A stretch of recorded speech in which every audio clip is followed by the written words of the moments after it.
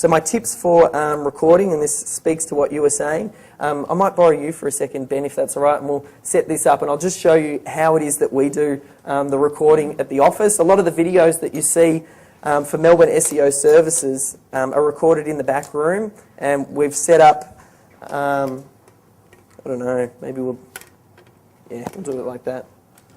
Yeah, and then pretend like I'm standing here. And I pretty much just stand in the back of, in front of like this little drop sheet. It's only a small room. Ben has all the lights set up. Usually I'll yell out, "Hey Ben, can you come make sure all the lighting's all good?" And then he'll come in and just, depending on what video it is that I'm doing, sometimes Ben's in the room because he can provide me some really good insight. And then pretty much I'll just stand there like this, like if you imagine yourself now drifting up out of your heads, floating in and landing down into my head, and imagine what it's like being here. It's pretty comfortable. You'll get used to it. And behind the video here, you might have a whiteboard. I usually have a whiteboard about eye height. I didn't want to bring that in. It wouldn't fit in the car. But I'll just have bullet points on what it is that I'm going to talk about. And I make sure that we only do bullet points. Pete and I did this for the video that we recorded that you'll see on the small business internet marketing. And the way that Ben's setting up these lights is probably something that you want to take note of, because you want to make sure, like this is a whole lot of stuff that Ben's brought to what it is that I do for my business to make sure that I brand myself really, really well. And I almost feel like if we've got a mic, Ben, I don't know if you want to give some insights as to how our videos have evolved. Well, first of all, I'll talk about the lighting system. I won't turn them on now, but you get the point. This is called a 3-point lighting system, and the best thing I can recommend is to throw it into YouTube. Go and look it up. Look up 3-point lighting system tutorial. It's a very simple and a very commonly used, even on big film sets and things like that. It's a really good lighting system. And basically what it does is, I'll use Dave as an example. You might have seen some earlier videos that Dave's done, like 3 years ago, sitting in front of the computer, and you're still getting the information coming across. There's a lot of good content, but he doesn't look necessarily the best that he could.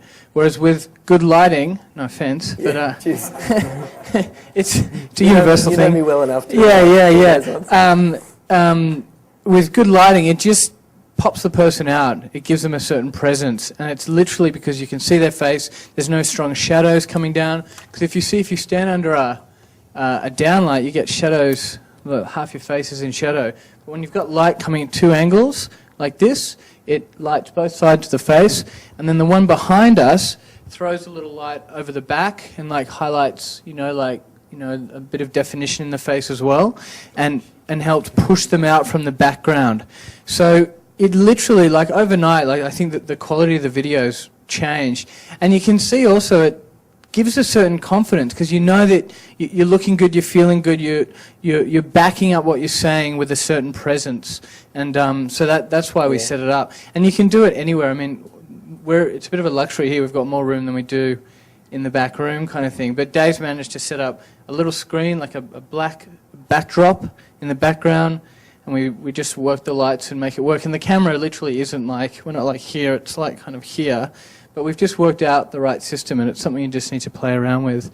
Can I add one more thing? Please. You're about to say, but the Danos Direct stuff? Yeah, please.